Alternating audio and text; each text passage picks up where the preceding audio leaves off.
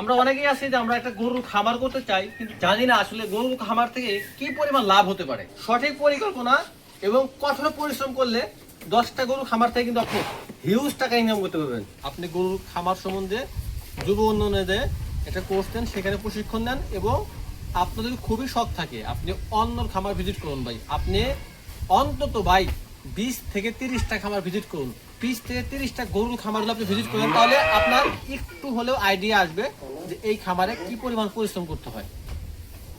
তো তাহলে আপনাকে কি করতে হবে, আপনাকে একটা শেড তৈরি করতে হবে, একটা ঘাসের জমি প্রস্তুত করতে হবে, এবং গরু লালন পালন করার আগে আপনাকে একটা প্রশিক্ষণ নিতে হবে, এবং সে সাথে আপনাকে অন্যদের গরুর খামার ভিজিট করতে হবে। বিশেষ করে ভাই আমরা চাইলে কিন্তু অনেক বড় বড় খামার ভিজিট করতে পারি, এটা করা যাবে না।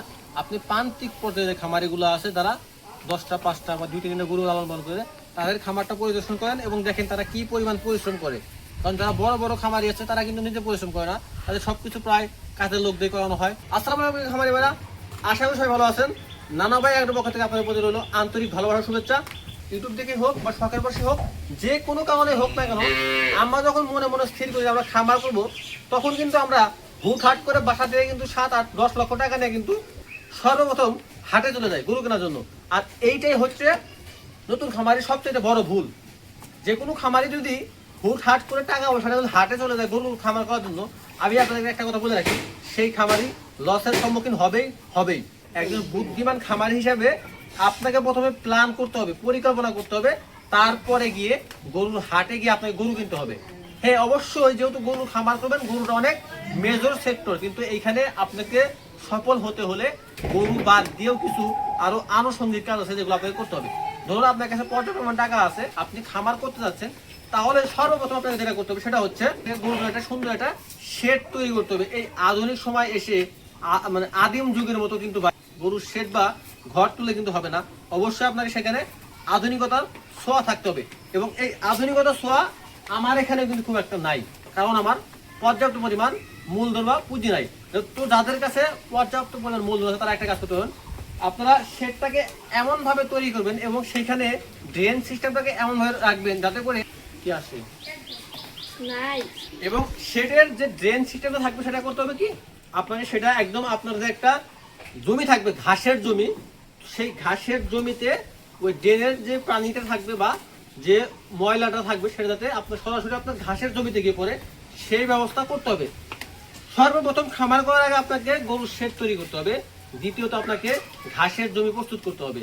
তো এই ঘাসের জমিতে কিন্তু আমাদের কিন্তু অনেক পরিমাণে কিন্তু কীটনাশক বা সার দিতে হয়, যার দাম কিন্তু অনেক অনেক বেশি। তো আপনারা যদি আপনাদের এই শেড থেকে যদি একটা ড্রেন সিস্টেম করেন, সেখান থেকে গরুর গোবর প্লাস গরুর চুনা এইটা যদি আপনাদের ঘাসের জমিতে গিয়ে পড়ে, তাহলে আপনারা যে পরিমাণ বেনিফিটটা পাবেন সেটা আপনাকে বলে বোঝাতে পারবো না। কারণ আধুনিকতার ছোঁয়া এমন পর্যায়ে পৌঁছে গেছে, তাদের ঘাসের জমিতে এক্সট্রা করে পানি বা সেচ দেওয়ার প্রয়োজন হচ্ছে না।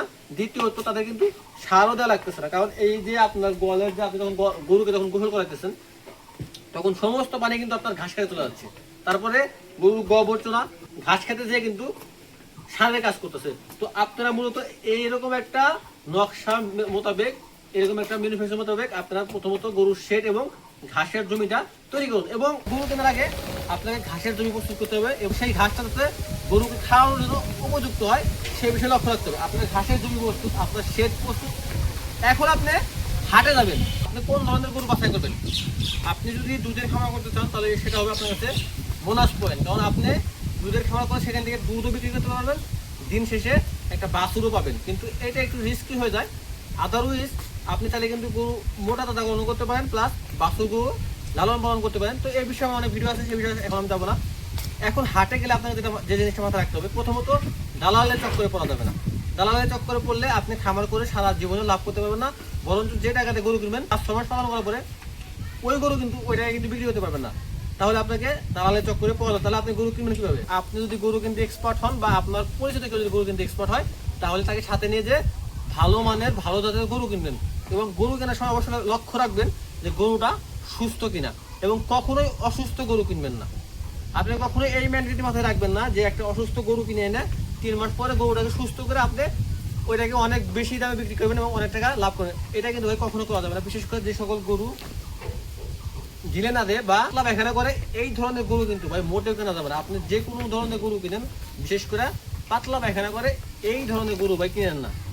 তো আসুন আমরা এখন বুঝলাম যে আপনার আমাদের কি করতে হবে, প্ল্যানিং করতে হবে এবং এই গরুটাকে আপনি কতদিন রাখবেন আপনার খামারে সেই বিষয়ে একটা সেই বিষয়ে একটা লিস্ট তৈরি করেন এবং কোন গরুগুলোকে কোন ধরনের খাবার দেবেন এবং এই গরুগুলাকে কিভাবে লালন পালন করবেন, কিভাবে যত্ন নেবেন, কি কি খাবার দেবেন, কি কি ভিটামিন দিবেন, কখন কখন এইগুলাকে কি মেশার করবেন, বিস্তারিত একটা চার্ট তৈরি করে নেন এবং সবকিছু সেই চার্টে লিখে লিখে রাখুন। যদি সর্বোপরি ওভারঅল আপনি যদি আর একটা কথা ভাই, আপনি যদি খামারে নিজে খাটতে পারেন তাহলে সেটা হচ্ছে আপনার জন্য বোনাস পয়েন্ট, আর যদি আপনি নিজে না খাটতে পারেন তাহলে সেটা হবে আপনার জন্য একটা মাইনাস পয়েন্ট। কারণ আপনি আপনার খামারে যতটুকু এফোর্ট দেবেন, যতটা দিল থেকে মন থেকে কাজ করবেন, কোনো লোক কিন্তু আপনার খামারে সেই পরিমাণ কিন্তু মন থেকে কাজ করবে না। এবং আপনি আপনার গরুকে যতটা সোহাগ আদর সহগ করবেন, কোনো খামারে কিন্তু কোনো লোকই কিন্তু কাজের লোক কিন্তু সেই রকম যত্ন কিন্তু আপনার গরুর করবে না। তো ভাই আমি আপনাকে সাজেস্ট করব, আপনি যদি গরু খামার করতে চান তাহলে একটা 3 মাসের একটা কোর্স নিন। আপনি গরুর খামার সম্বন্ধে যুব উন্নয়নে একটা কোর্স নেন, সেখানে প্রশিক্ষণ নেন এবং আপনার যদি খুবই শখ থাকে আপনি অন্য খামার ভিজিট করুন ভাই। আপনি অন্তত ভাই 20 থেকে 30টা খামার ভিজিট করুন এবং এই 20 থেকে 30টা খামারগুলো আপনি ভিজিট করেন এবং এই 20 থেকে 30টা গরুর খামারগুলো আপনি ভিজিট করেন, তাহলে আপনার একটু হলেও আইডিয়া আসবে যে এই খামারে কি পরিমাণ পরিশ্রম করতে হয়। তো তাহলে আপনাকে কি করতে হবে, আপনাকে একটা শেড তৈরি করতে হবে, একটা ঘাসের জমি প্রস্তুত করতে হবে এবং গরু লালন পালন করার আগে আপনাকে একটা প্রশিক্ষণ নিতে হবে এবং সে সাথে আপনাকে অন্যদের গরুর খামার ভিজিট করতে হবে। বিশেষ করে ভাই আমরা চাইলে কিন্তু অনেক বড় বড় খামার ভিজিট করতে পারি, এটা করা যাবে না। আপনি প্রান্তিক পর্যায়ে যে খামারিগুলো আছে তারা 10টা 5টা বা 2-3টা গরু লালন পালন করে তাদের খামারটা পরিদর্শন করেন এবং দেখেন তারা কি পরিমাণ পরিশ্রম করে। কারণ যারা বড় বড় খামারি আছে তারা কিন্তু নিজে পরিশ্রম করে না, তাদের সবকিছু প্রায় কাজের লোক দিয়ে করানো হয়। এবং বর্তমানে তো বাংলাদেশে অনেক আধুনিক হয়ে গেছে ভাই, অনেক খামারে কিন্তু একদম আধুনিকতা ছোঁয়া চলে আসছে, সেখানে তো মানুষ হাতে কাজ খুব কমই করে।